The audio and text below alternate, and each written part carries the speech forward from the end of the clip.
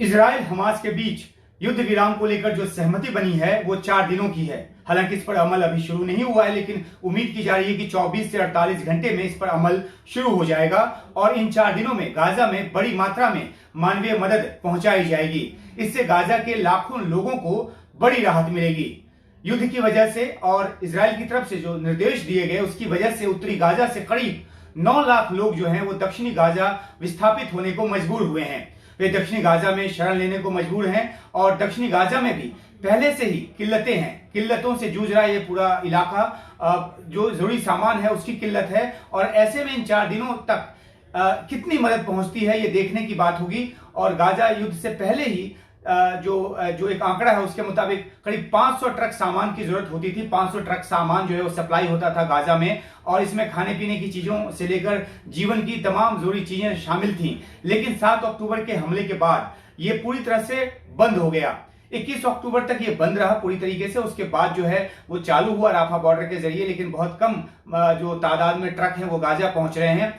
जो अभी ततक आंकड़े उपलब्ध हैं उसके मुताबिक 21 अक्टूबर से 14 नवंबर तक कुल 25 दिन हुए। उन 25 दिनों में 1139 ट्रक जो है वो सामग्री गाजा पहुंची। यानी कि अगर आम दिनों की बात होती, 7 अक्टूबर के पहले की बात होती, तो इन 25 दिनों में 12-12.5 हजार ट्रक जो है वो आपूर्ति होती गाजा में। लेकिन इन 25 दिनों में युद्ध की शुरुआत के बाद जो है वो सिर्फ 1139 ट्रक जो है वो वहां पर राहत सामग्री लेकर पहुंचा है। तो सोचिए कि कितनी बड़ी किल्लत वहां पर पैदा हो गई है। मिस्र से लगने वाली जो राफा सीमा है वहां से मदद की सामग्री भेजी जा रही है, जैसा कि मैंने आपको बताया। और इजराइल ने जो अपना केरम शलोम चेक पोस्ट है उसको पूरी तरह से ट्रकों की आवाजाही के लिए बंद कर दिया है। वो 7 अक्टूबर को ही वो बंद कर दिया था। उसके पहले भी बहुत ही कम मात्रा में जो वहां पे सामान है वो जा रहा था। सारा दारोमदार जो है वो राफा चेक पॉइंट पर ही आके टिक गया है और दुनिया के जो देश हैं मदद मिस्र ही भेज रहे हैं और मिस्र से वो गाजा तक जा रहा है। गाजा के लोगों को खाने पीने की और ईंधन की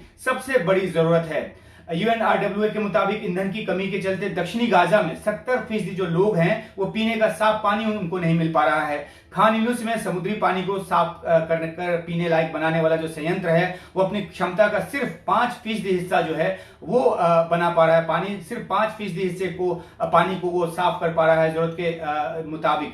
लेकिन ये भी बात है कि इजराइल में जिन 2 पाइपलाइनों के जरिए पानी आता था वो चालू हालत में है। ये दक्षिणी गाजा की बात है। उत्तरी गाजा में पीने का पानी साफ करने का जो संयंत्र है वो काम नहीं कर रहा और इजराइल से जो पाइपलाइन के जरिए पानी आ रहा था वो भी काम नहीं कर रहा। तो गाजा का जो 65% जो सीवर लाइन है वो भी काम नहीं कर रहा, जिससे वहां पे भारी समस्या पैदा हो गई है। और ऐसे में जो लोग हैं उनकी तकलीफ बढ़ती जा रही है। साफ पानी पीने की जिसकी जरूरत है उसके लिए जो साफ पानी करने की जो गोलियां हैं उसकी जरूरत है। भारत ने, आपको याद होगा, जो मदद की पहली खेप भेजी थी उसमें पानी साफ करने वाली गोलियां भी शामिल थी और गाजा को उसकी बड़ी तादाद में सख्त जरूरत है ताकि लोग जो हैं जो पानी वहां पे उपलब्ध है उसको साफ करके पिए।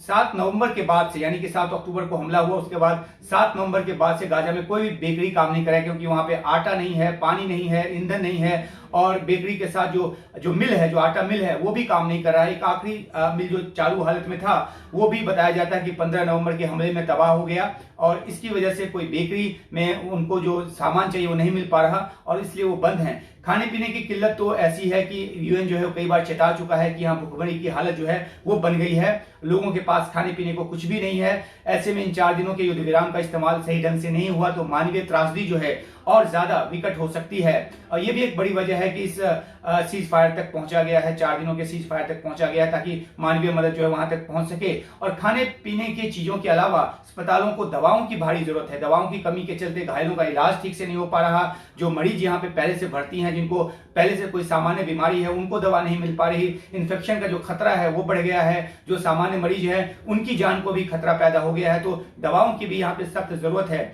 और जैसा कि एक रिपोर्ट में हमने आपको बताया कि इजराइल के हमले में गाजा के करीब 41,000 जो घर हैं वो पूरी तरह से तबाह हो गए हैं। तकरीबन 2.25 लाख घरों को भारी नुकसान पहुंचा है। यहाँ पे लोगों को रहने के लिए छत नहीं है और ऐसे में लाखों लोग जो हैं वो घर घर बार छोड़कर दूसरी जगह शरण लेने को मजबूर हुए हैं, जिनके घर नहीं भी टूटे हैं वो भी दूसरी जगह जाने को मजबूर हुए हैं, ताकि जो कोलैटरल डैमेज है जो इजरायली सेना के हमले में उनको जान का नुकसान ना हो। तो जो शरणार्थी कैंपों में जिनको जगह मिल गई उनको तो ठीक है, फिर भी लेकिन जिनको जगह नहीं मिली है वो खुला आसमान है उसके नीचे रहने को मजबूर है। तो इनको टेंट और तिरपाल जैसी चीजों की भारी जरूरत है, और इस बात की जरूरत बार बार बताई गई है, ताकि जो शरणार्थी कैंप में जो जगह कम पड़ गई है और लाखों की तादाद में तकरीबन 16 लाख लोग जो विस्थापित हुए हैं, शरणार्थी बने हैं, उनके लिए बड़ी तादाद में टेंट की जरूरत है। अगर टेंट उनको मिलता है तो मुश्किल कुछ आसान हो सकती है।